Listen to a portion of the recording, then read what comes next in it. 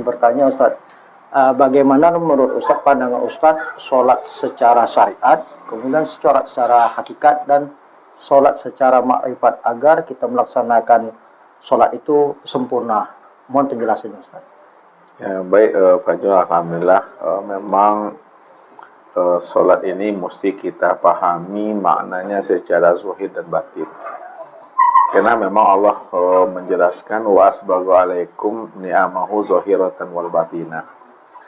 Aku telah menyempurnakan nikmatku kepada dirimu secara zahir dan batin. Ya. Ada makna nikmat zahir, ada pula maknanya nikmat batin. Ya. Itu artinya kalau kita ingin mengenal ibadah, kenalilah ibadah secara zahir dan kenali pula lah namanya ibadah secara batin. Kalau kita ingin mengenal dan memahami namanya sholat, kenali pula ada sholat yang zahir, ada pula namanya sholat yang batin. Sebenarnya sholat yang kita lakukan ini tanpa kita sadari, kita ini sholatnya sudah berzahir dan berbatin. Bukti zahir dan berbatin bahwa ada tubuh dan ada ruh. Tak mungkin tubuh ini mampu berdiri, ruku, i'tidal, sujud dan duduk kalau tidak ada ruh. Makanya di dalam sholat itu kita mesti memahami mana yang imam dan mana yang makmum. Jadi yang imam itu adalah ruh, sedangkan makmum itu adalah tubuh. Makanya tubuh yang mengikuti namanya ruh tadi. Ketika tubuh yang mengikuti namanya ruh, tanpa kita sadari, sholat kita itu sudah sempurna namanya zahir dan batin. Ada tubuhnya, ada ruhnya. Namun ada makna yang terdalam di balik sholat yang kita lakukan setelah kita memahami makna sholat secara zahir dan batin. Bagaimana kita menyikapi dan memahami sholat dalam pandangan ilmu syariat fikih, sholat dalam pandangan ilmu hak, ilmu tarekat tasawuf, dan sholat pula dalam pandangan ilmu hakikat tauhid, serta sholat dalam pandangan ilmu ma'rifat hikmah. Dalam memahami sholat secara syariat, tarekat, hakikat, dan ma'rifat, kita mesti kenal dahulu pada diri kita yang mendirikan sholat itu, sebenarnya yang terlibat atau yang ikut serta di dalam sholat itu pada diri kita itu yang mana. Jadi ini mesti dipahami. Yang ikut serta di dalam diri kita di waktu kita sholat itu, yang terlibat itu adalah tubuh, hati, dan ruh. Kalaulah tubuh, hati, dan ruh terlibat di dalam sholat, lalu bagaimana kita memaknai dan memahami sholat secara syariat? Sholat secara makna syariat atau ilmu fikih itu yang dikatakan sholat adalah as-sholatu ad-du'a. Sholat itu adalah doa. Bukti sholat itu doa, kita selalu bermohon kepada Allah, mengucapkan Allahumma firli, Rabbil firli, warhamni, wajuburni, warfa'ni, warzuqni, wahdini, wa'afini, wa'afani. Iyyaka na'budu wa iyyaka nasta'in. Itu lapas-lapas itu menghantarkan kita untuk bermohon kepada Allah. Itulah maknanya as-sholatu ad-du'a. Sholat itu adalah doa. Jadi itu secara syariat Ustaz ya? Ya, nampak pada fisik atau perbuatan kita itu. Sedangkan sholat secara makna ilmu tarekat tasawuf, yang dikatakan sholat itu adalah as-sholatu li zikri. Sholat itu adalah mengingat. Jadi mengingat itu adalah di hati ini. Makanya orang yang bisa mengingat Allah itu tentu orang yang telah memiliki hati. Hati yang hidup, hati ruhani yang telah hadir rasa Tuhan itu di dalam ruhaninya. Makanya Allah mengatakan inna zalika la zikra liman kana lahu qalbun. Sesungguhnya orang yang ingat itu kepada Allah adalah orang yang memiliki namanya hati ruhani. Jadi kalau orang tidak memiliki hati atau dikatakan dia punya qalbu, punya hati, tapi kalau hatinya mati, maka hati itu tidak akan pernah bisa ingat akan Allah. Nanti disebut namanya as-sholatu li zikri. Ya, kemudian makna sholat secara makna hakikatnya adalah as-sholatu mi'rajul mu'min. Nah, sholat itu adalah mi'rajnya seorang hamba kepada Tuhannya. Nah, jadi kalaulah sholat secara makna hakikat mi'rajnya seorang hamba kepada Tuhannya, yang mana sebenarnya yang mi'raj itu? Yang mi'raj itu adalah ruhani, ruh atau jiwa yang berlikok menemui akan Tuhannya.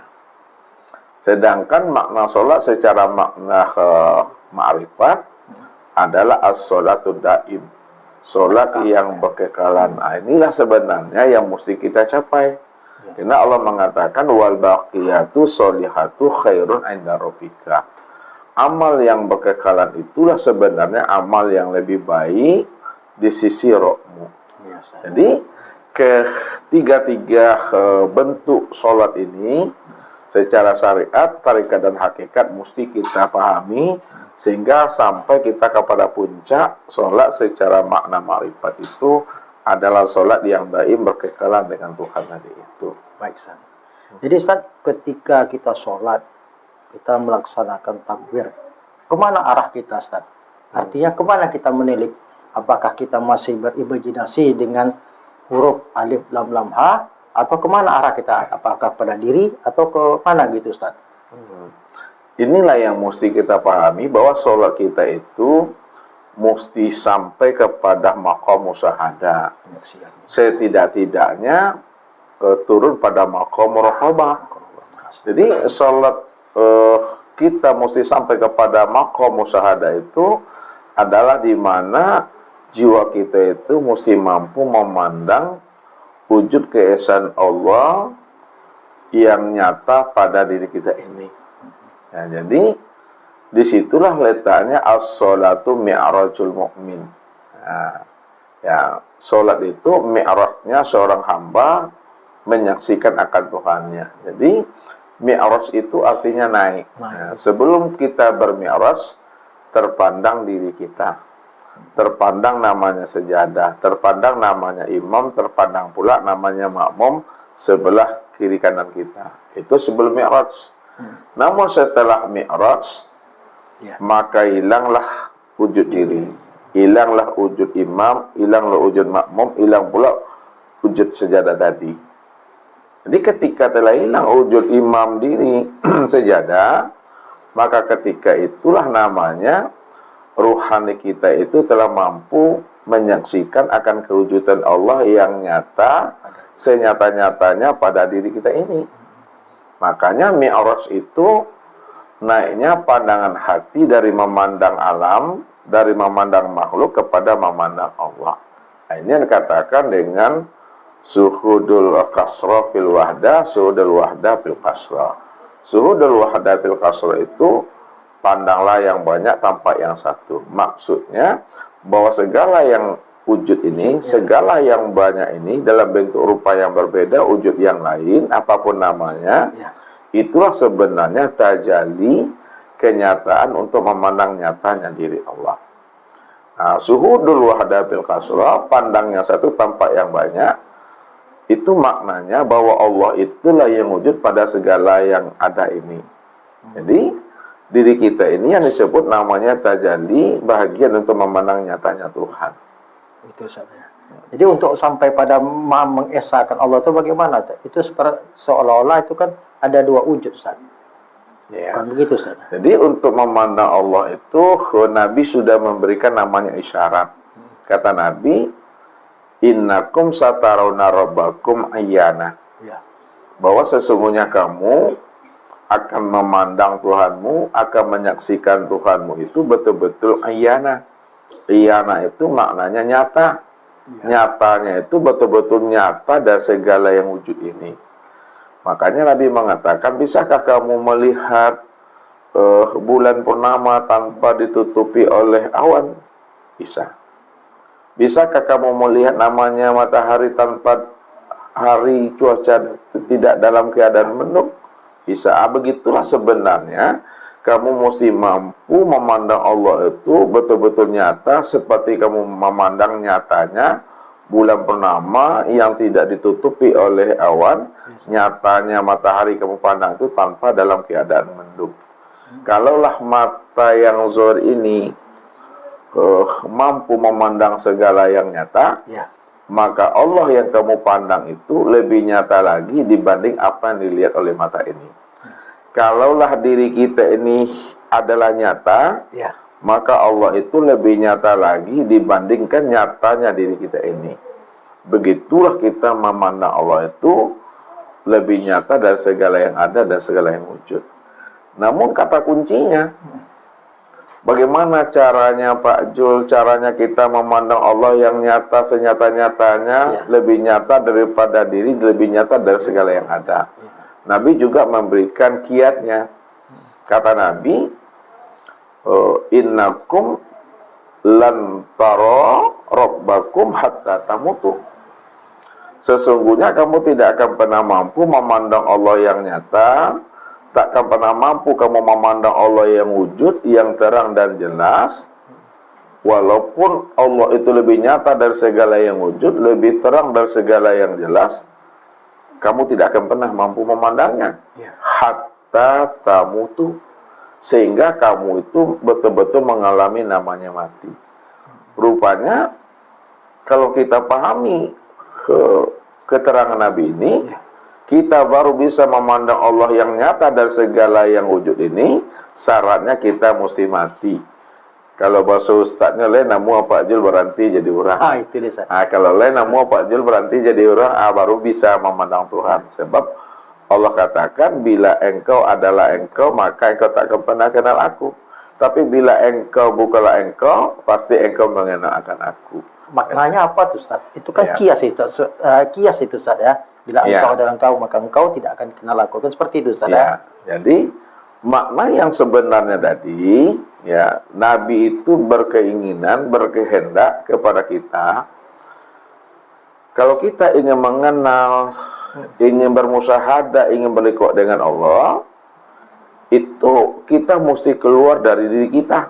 Kalau bahasa Nabi, mutu qabla anta mutu, matikanlah wujud dan sifat dirimu, ya, sebelum datangnya Israel itu kepada dirimu.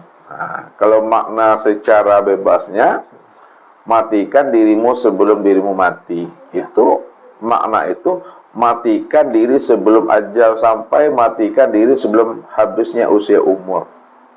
Jadi mati ini untuk bisa kita sampai kepada Tuhan, itu kita matikan akan rasa keakuan diri kita yang merasa diri kita ini wujud. Inilah maknanya, bila engkau adalah engkau, maka engkau tak kenal aku. Bila engkau masih merasa diri engkau yang wujud, yang ada, dipastikan engkau tak akan pernah mampu mengenal yang wujud itu tiada lain adalah aku. Tapi bila engkau bukanlah engkau, engkau pasti mengenal aku. Bila engkau tidak ada lagi diri engkau yang bersifat wujud itu, maka ketika itu engkau bisa paham yang bersifat wujud itu hanyalah aku. Makanya mati ini dibagi kepada dua, untuk sampai kita kepada musyahadah. Ada mati secara syariat, ada mati secara hakikat. Mati secara syariat itu mati telah habisnya usia umur, mati telah sampainya ajal, mati telah datangnya Israel menjemput akan kita. Ini maksudnya itu, mati telah habisnya usia umur atau setelah sampainya takdir kita, itu ruh ini melepaskan akan cangkangnya. Jadi pada saat ruh itu telah melepaskan cangkangnya atau kesingnya atau batang tubuh jasmani ini, itu dikatakan namanya mati secara syariat atau mati secara zahir namanya. Ruh melepaskan akan tubuh jasmani. Namun walaupun seseorang itu dan kita ini akan melakukan proses lepasnya ruh dari tubuh, kalaulah kita belum mengenal dan menyaksikan Allah pada saat ruh itu belum melepaskan tubuh, maka di situ kita dikatakan adalah orang yang buta. Sebab Allah katakan, man kana fi hazil a'ma fa huwa fil akhirati a'ma wa adalun sabila. Siapa yang tidak mengenal aku, tak menyaksikan aku, maka dia termasuk orang yang buta. Orang yang buta itu adalah orang yang tersesat. Buta yang dimaksud sini ya buta bagaimana, Ustaz? Apakah buta mata atau buta mata hati, Ustaz? Ya. Inilah yang diperjelas oleh Allah dalam surah Al-Hajj itu, fa innaha la ta'mal absar walakin ta'mal qulub allati fis-sudur. Sesungguhnya yang aku katakan buta itu bukanlah buta mata zohirmu yang ada di kepalamu, tapi butanya mata hatimu yang ada di dalam dada.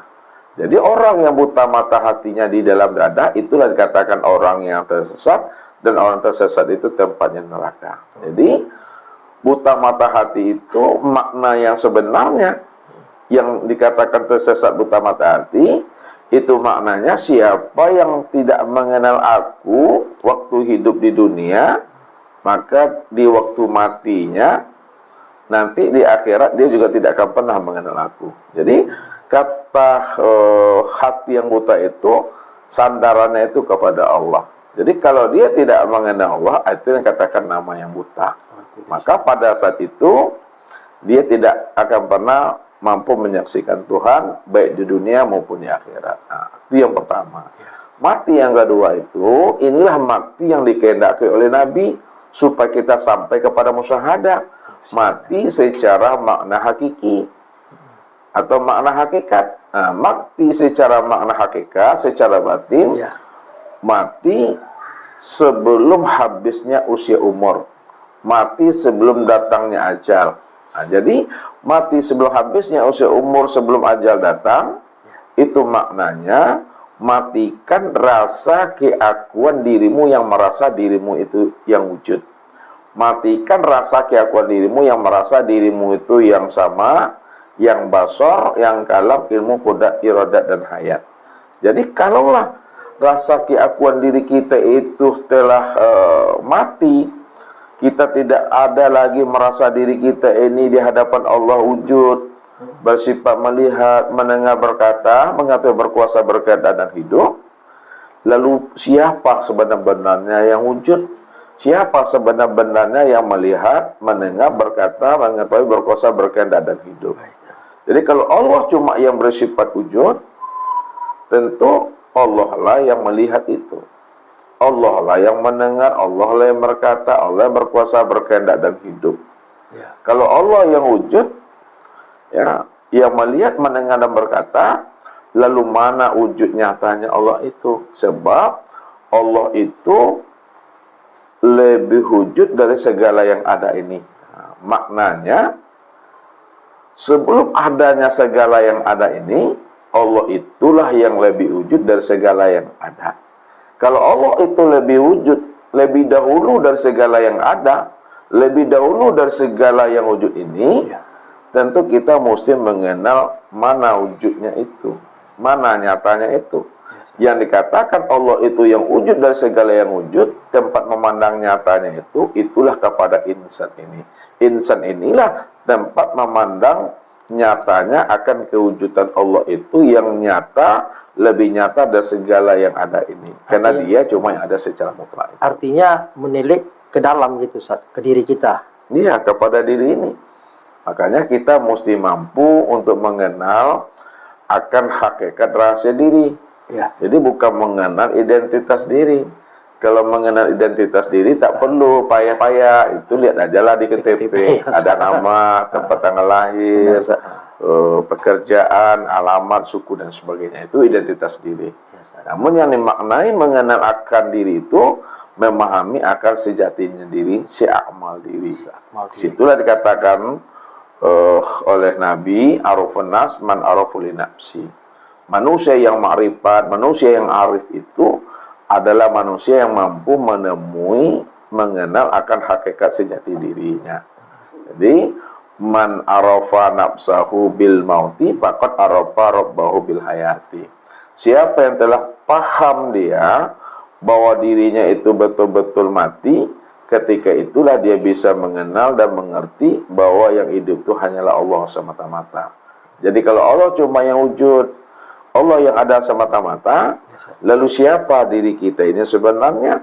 Diri kita ini sebenarnya, ini yang dikatakan tajalli untuk memandang nyatanya akan diri Allah itu. Jadi meniliknya memang kepada diri ini. Ustaz, bahasa tajalli itu apakah tidak terbit dari dua wujud ya? Bahasa tajalli, diri Allah sama diri yang bertajalli. Bagaimana kita memahami, Ustaz? Allah itu bertajalli, Ustaz. Sebenarnya Allah itu kan dia sendiri yang ada, Ustaz. Ya. Nah, itu bagaimana kita memahami? Ya, jadi dalam memahami kaji ini sebenarnya adalah wahdatul wujud. Wahdatul wujud itu maknanya Allah cuma yang ada semata-mata. Karena Allah cuma yang ada semata-mata, karena dia yang ahad, dia yang tunggal, maka dikatakan wahdatul wujud. Jadi yang wahdatul wujud itu diri Allah cuma yang ada semata-mata. Nah, karena dia cuma yang ada, ya kan? Maka segala yang wujud ini, segala yang ada ini yang disebut namanya dalam bahasa hakikat, sebut namanya tajalli. Tajalli itu adalah bahagian daripada diri Allah itu sendiri. Jadi kalau dikatakan bahagian, itu tidak ada diri yang lain di situ, tidak ada di siapa-siapa di situ, tiada lain dirinya sendiri. Contoh lah Ustaz katakan, misalnya Pak Jul pergilah ke sungai, Ya.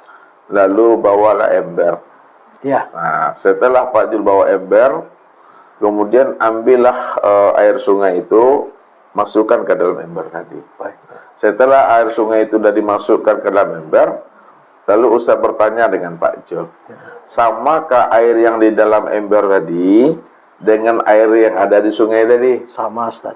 Kalau sama, berarti air yang di dalam ember tadi itu apa bagi air yang di sungai tadi? Air dalam ember itu adalah bagian dari air dari sungai. Ah, itulah dia. Itu adalah bagian kenyataan daripada air yang ada di sungai. Namanya saja yang dua, namun hakikat dirinya adalah satu. Makanya dikatakan oleh Allah, wa ja'alu lahu min ibadihi juz'an. Bahwa sesungguhnya dirimu itu adalah bahagian daripada diriku. Iya, saudara. Jadi kalau dikatakan bahagian, itu bukan berarti ada dua di situ. Satu dia cuma. Satu, nggak ada duanya sana. Karena Allah itu yang dikatakan wahdatul wujud. Dia hanya satu. Wahdatul wujud itu maknanya Allah itu cuma yang ada semata-mata. Wujud yang satu itu hanya Allah. Nah, lalu di mana letaknya orang kadang-kala sulit untuk memahaminya? Karena dia tidak mampu menilik kepada makna wujud yang sebenar-benarnya.